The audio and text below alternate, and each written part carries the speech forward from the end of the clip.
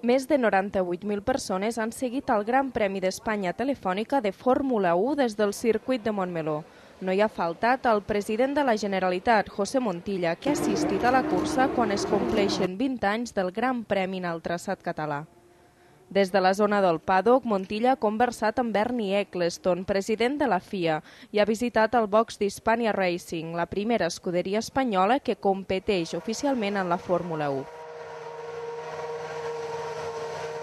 Minuts abans de la sortida i des del pit lane, el cap de l'executiu ha saludat els pilots que corren a casa, els catalans Pedro Martínez de la Rosa, de l'escuderia Sauber, i Jaume Alguersuari, de l'equip Toro Rosso, que ha aconseguit un desè lloc i un valuós punt en la classificació.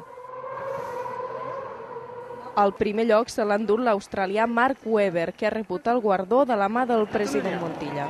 El molt honorable president de la Generalitat de Catalunya, el senyor José Montilla, entrega el premi al guanyador, Mark Webber! Catalunya coneix el potencial de Montmeló. Després de 20 anys, el circuit s'ha convertit en un referent per a pilots i equips, una plataforma internacional pel país i un motor de l'economia catalana.